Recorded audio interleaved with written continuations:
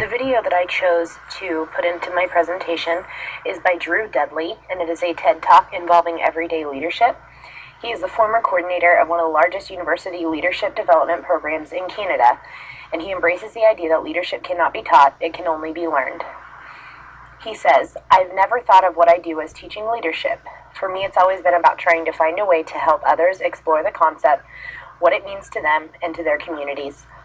Drew has spoken to over 100,000 people on 5 continents, been featured in the Huffington Post, Radio America, Forbes.com, and TED.com, which is where he performed his TED Talk that was voted one of the 15 most inspirational TED Talks of all time and viewed over 1 million times. In the beginning of the TED Talk, Drew asks how many people in the audience are completely comfortable calling themselves a leader. He goes on to say that he realizes we as a society have made leadership into something bigger than ourselves and beyond ourselves, and we fear that we will look conceited, and in turn we are afraid to take credit for everyday occurrences in which we are all leaders. One quote that I really liked from him was, "We treat leadership as if it is something that we will one day deserve." In his TED Talk, Drew retells a story that a girl told him from when he went to school in Mount Allison, New Brunswick. This girl told him she remembered the first time she met him. The night before, she was in the hotel with her parents and was overwhelmed and scared, and decided that she just couldn't do it. She wasn't ready for college. Her parents were really supportive and told her to give it a try for a day, that they would be there with her, and if she still felt that way, they would take her home, and they loved her no matter what. She went on the first day with her parents, and she felt like she couldn't do it, and as she was turning to her mom and her dad to tell them she was ready to leave, she said she saw Drew walking out wearing the stupidest hat she had ever seen, carrying a sign and a bucket of lollipops. He began to hand them out in line, and when he saw her, he paused for a moment. Then he gave a lollipop to the guy next to her and told him to give it to the most beautiful girl in line.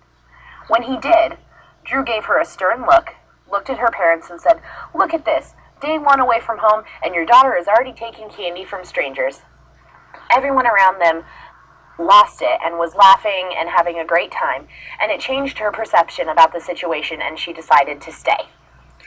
This story was told to him 4 years later, and the girl recalled how she had not talked to him once in that 4 years, but she heard he was leaving, and she wanted to let him know how much he had changed her life. She starts to walk away, and then pauses and turns around and tells him, "Oh yeah, I should tell you, that boy that you gave the lollipop in line and I are still dating." Later on, he got an invitation to her wedding, and he said that this was such a transformative moment for him because he doesn't remember this moment. But in this instance, he was a leader and he was able to change her perception, and that is why it is so important to him that we do everyday things and that we are everyday leaders. Drew refers to this story as a lollipop moment and says that everyone has had a lollipop moment at some times in their life, but they are so scared to take credit or to let others know the difference that they have made.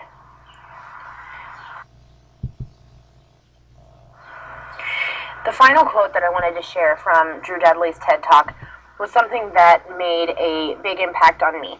His quote is, "As long as we make leadership something bigger than us, we give ourselves an excuse not to expect it every day from ourselves and others."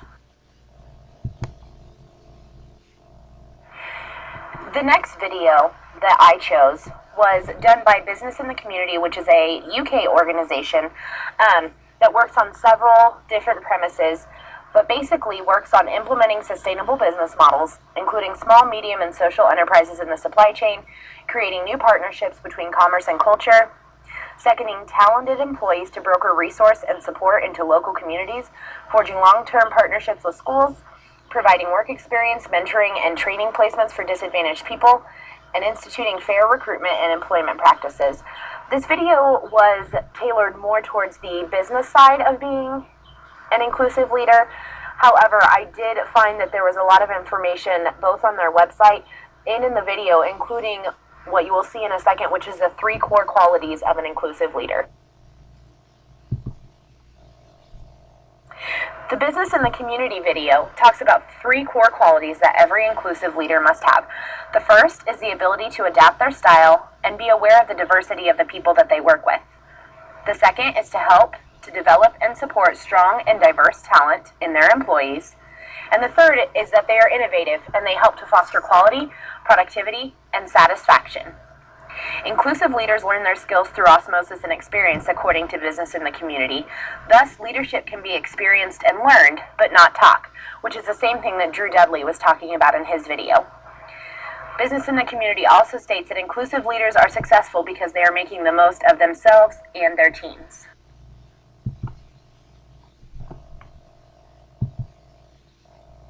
As I started to reflect on what being an inclusive leader means, especially in the education realm, I found a graphic that I really found helpful.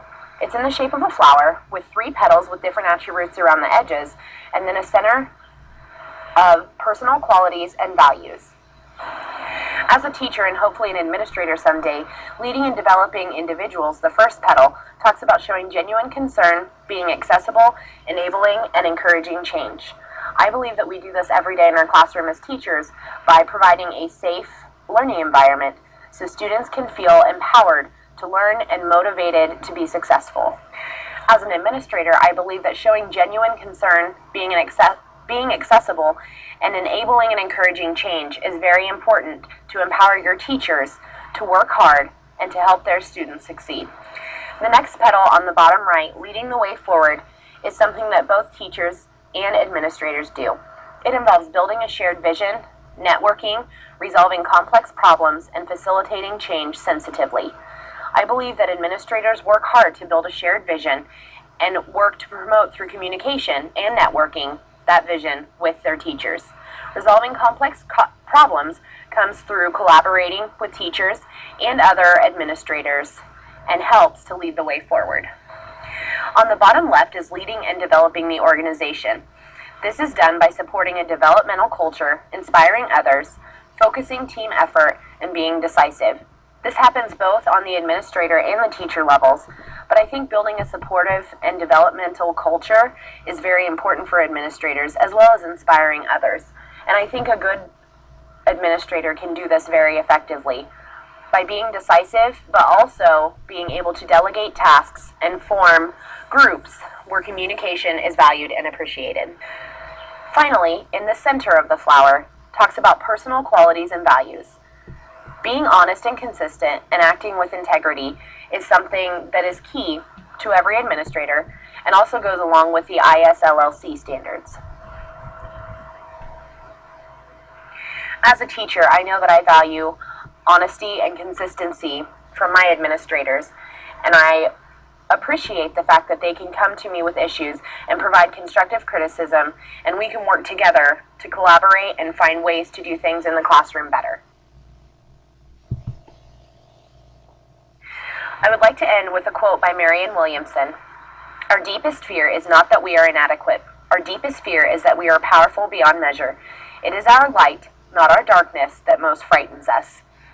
I think that this relates really well to both of the videos that I put in my presentation in talking about being an everyday inclusive leader.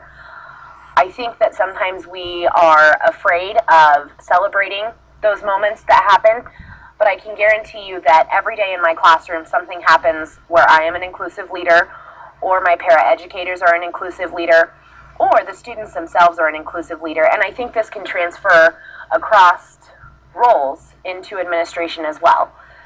I like this quote because I think it is something that provides inspiration, and as a future administrator, I want to work on these qualities and work on developing the light, not the darkness that frightens us. Even though it'll be a scary journey and sometimes it will be hard, I think that that's truly what inclusive leaders are made of.